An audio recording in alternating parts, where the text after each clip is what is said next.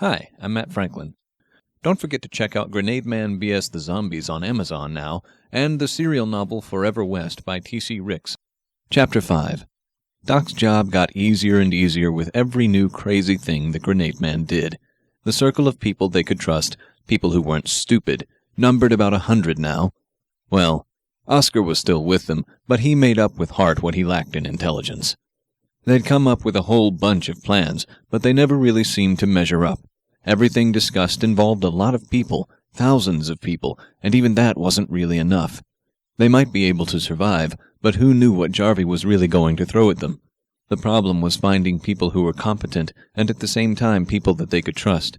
Doc was shopping for buses with Kevin. They had seen some good ones, but none they could afford. Right now they were checking out county auctions for school buses, which looked a lot more promising. Kevin walked alongside Doc with his hands in his pockets. Occasionally, he kicked an invisible rock. "Doc, I just don't know about you liquidating your 401k like that." "Last time I checked, a 401k isn't very useful in a post-apocalyptic world, Kevin. I think once we're done with this whole end-of-the-world thing, you should take that trip to Europe you've always dreamt about." Doc stopped in front of a bus that looked like it was in very good condition. He wrote down the serial number on his notepad. He had quite a few questions he'd want to ask the clerk. "I know that, but what if you're wrong?" Doc gave him a look, smiling warmly. Kevin threw up his hands. "That's not what I meant. What if we stop Jarvie somehow? I mean, that Grenademan guy is totally insane." And the first words out of his mouth were that he was going to help us survive the apocalypse, not stop it. "But surely—" Doc put his hand on Kevin's shoulder and squeezed tightly. "You're a good friend, Kevin, and I appreciate the thought. But we've already been over it and over it for 3 weeks. We need to prepare for this. We know Jarvie. We know he's going to be pretty much on time and honor the letter of the agreement, probably the spirit of it, too. We know it's real. Now, we can pretend it isn't and lose the time we've been given, or we can keep our heads straight and do our best to prepare. That's hard enough as it is." "But we aren't even going to try to stop him?" Kevin asked, sounding very sad. "I don't know magic, Kevin, do you?" Kevin shrugged and smiled thinly. "I got a few books on magic in the store, but there was nothing about a spell to track down a crazy guy wanting to start a zombie apocalypse. Veeds has a few friends on her live journal list who are into the occult. She's looking to bring a few of them on board to our little group. But with Homeland Security on edge right now, we need to be careful who we talk to. The last thing we need to have happen is to get locked up in Guantanamo like poor Marv." "Are we at least going to try and get Marv out?" Kevin didn't like the idea of leaving him there to get eaten by zombies. "Sort of. We can't really go anywhere near there, but Oscar has an uncle with a boat in Florida. So when everything hits the fan, he's going to head down there and see if he can get a chance to help Marv. It's a long shot, but it's the best idea we've come up with so far." Kevin nodded and followed Doc back toward the main area. "How many buses are we getting again?" "Well, we've got a lot more budget than you might think since we're pooling about half our resources. That's why we're so careful aside from the whole being accused of terrorism thing. We're going to have about 20 buses when we're done, but we have to be able to equip them and have some place to work on them." Kevin looked down at his feet as he walked. Doc couldn't blame him. Over time, what Jarvie had done became more dangerous in their minds, not less. They knew it was real, and wished that they could have stopped Oscar from making his idle bet. $2,000 was a small recompense for the fate of the human race, but no one was going to say that, because it meant giving in to a man who was willing to kill thousands, maybe millions, just to prove that he was better than them. It was very hard to get inside the mind of a person like that. Beads was having a hard time keeping up with Michelle as the weeks wore on. When they had arrested Marv, Michelle had become the most fanatical of them all, utterly determined to make sure that Jarvie did not win. Michelle didn't get much sleep, but sometimes Beads forced her to take a nap. Things were very tense between them. Michelle and Beads had been tasked with putting the convention together and advertising it. Everyone but Doc had dismissed Beads' idea at first, but once they began to think about it, they realized that it was a stroke of genius. They needed people. They needed a lot of people. And they needed the kind of people who were willing to think on their feet with the kinds of skills to survive a zombie apocalypse. But what Beads knew, and none of the others did, was that there was an entire subculture of people who were already preparing for just such a thing. Her family actually had had a plan for years about what to do if there was a zombie apocalypse. They would go to her aunt's house, which was high on a hill and very easy to defend. In retrospect, it had been in the back of her mind when they'd chosen the house near the bunker. Of course, the truth was that zombie apocalypse had been a code word for nuclear annihilation. Her older siblings and her parents had lived with the Cold War. She'd never thought of it that way, but then again she'd always been an optimist. Lately, though, that idea was being challenged. Michelle had started smoking again. She put out one butt and started another before saying, "Look, I'm telling you, we should spend 4 times the budget on advertising that we spend on everything else. Have you ever organized a con? This is new. Cons usually take time to get established. You have a reputation or you don't. No one wants to go to a lame party, and we don't have the budget to bring real guests, not until we get a millionaire in the circle anyway." "Well, you know about this more than I do. It just seems an awful waste." "Oh, it is. But we've got to do something. You had a really good idea." "You really think so? I mean, Doc convinced the others, but I don't think they really take it seriously."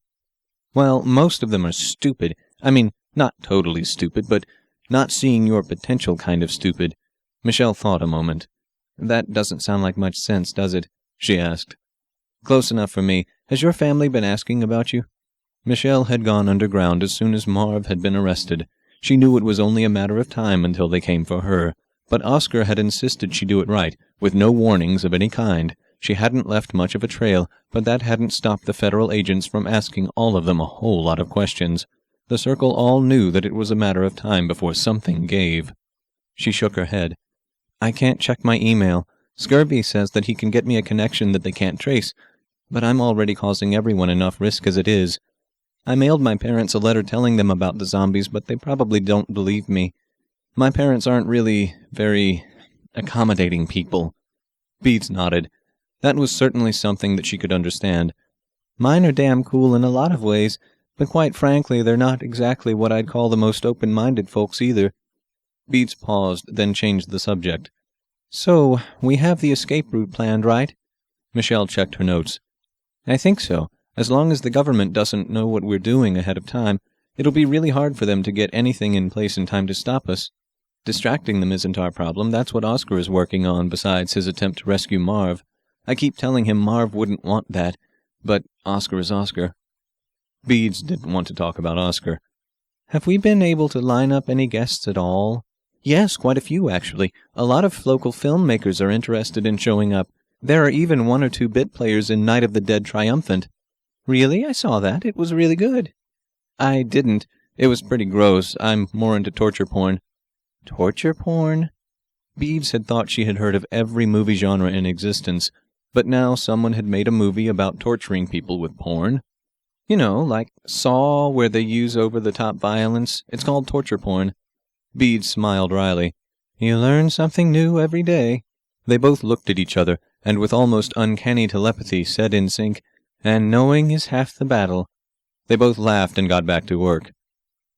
Grenademan has stolen a wide array of chemicals and heavy-duty industrial components. A national effort is underway to find him before he uses these materials to build weapons of mass destruction. Meanwhile, a group of scientists has uncovered yet another copycat zombie hoax. The perpetrators are to be charged under the Patriot Act. Doc had read about the War of the Worlds hoax in the old days of radio. He'd read how a simple radio program had convinced people that Martians were really invading, but he'd never expected anyone to actually fall for it a second time. And yet here they were, stocking up on provisions 4 months early. At this rate, no one in the country would believe in Grenademan's warning. At the same time, the government had stepped up surveillance.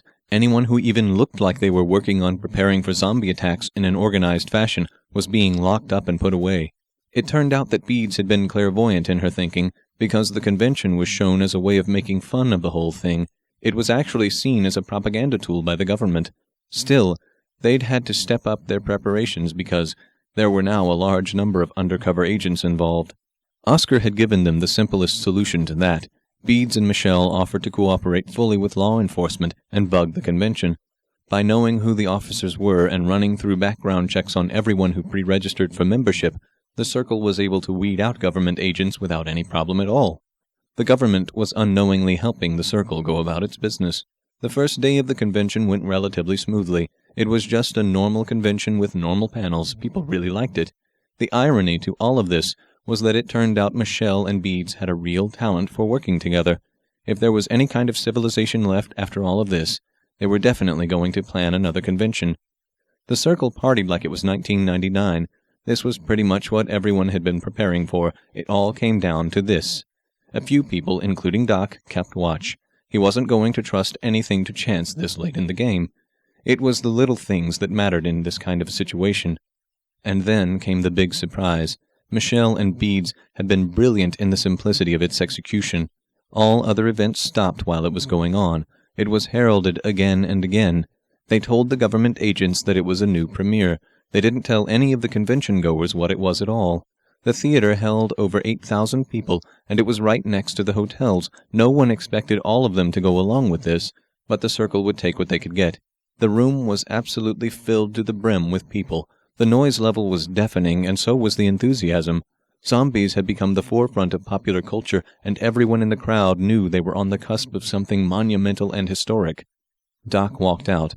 People cheered as he walked onto the raised platform stage, even if they didn't know exactly what it was they were clapping their hands for. He moved up to the podium and raised his hands. About half the audience clapped for him, even though they had no idea who he was. Doc lowered his hands and smiled a little sadly. Well, people were people even when you tried to find the smarter ones. My name is Harvey Soup. There were some laughs from the audience, and he smiled at them. You can see why they call me Doc. You're probably wondering what the big surprise is. The ambient noise level in the audience dropped considerably. Doc spoke again. Well, the surprise is that everything you have heard in the news about the zombie apocalypse is real. Immediately, two of the federal agents in the audience began reaching for their cell phones. Of course, cell phone signals in the entire area were being jammed, and the live feed to the security center with all of the agents in it were getting something Doc had made earlier. The audience began to murmur with amusement. They clearly expected this to be some kind of a joke. Doc let them talk. 3 or 4 of the agents got up to walk out. The doors shut. The agents were knocked out as soon as they left the auditorium. Doc waited until the doors closed, and then continued speaking. I know who Grenademan is. I've met him. This time, everyone was talking. A lot of people were shouting questions all at once, and all but 2 of the remaining agents had stood up. One of them had even drawn her gun. Doc spoke into the microphone. If everyone could be quiet, please. I'll try to answer your questions. The agent began to approach the stage. You are under arrest, and he fell through one of the matrix of trapdoors that had been set up in front of the podium. They had specifically made the wooden floor over the orchestra pit look like part of the rest of the stage.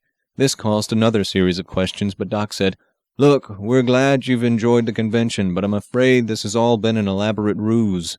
A collective groan erupted from the audience. No, you don't understand. People started to leave. This is not a reality television show. We are part of a circle of people who know that the apocalypse is coming. Everyone here has had a background check run on them unless you registered at the door, but that wasn't too many of you. We have a series of buses waiting and ready to leave. A few people stopped to listen. A few more were looking at the floor, obviously wanting to clobber him, but wary of the trapdoors. Doc spoke a little faster. We're prepared to arm you, equip you, and tell you what the hell is going on to the extent that we know about it. But you have to be prepared to leave now with us. You won't be able to contact anyone when we leave, and the government will probably want to come after you at this point.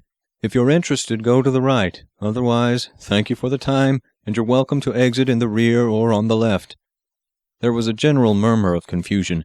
Clearly a lot of people didn't buy this, but there were several people who didn't even hesitate to leave out of the right.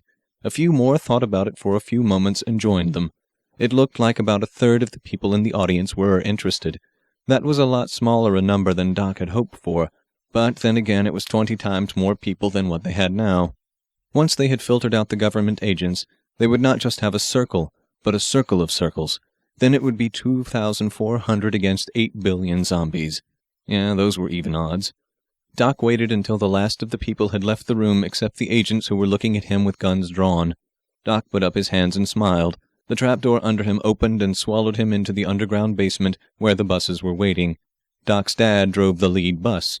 One by one, the buses drove out of the underground parking lot along the pre-planned route. Meanwhile, in the streets above, Oscar had arranged for a series of automobile accidents to tie up any kind of retaliatory response from the nearest police stations. Spontaneously, people began to sing the battle cry of the heroes in the long triumphant night of the dead. Doc smiled. These were his kind of people.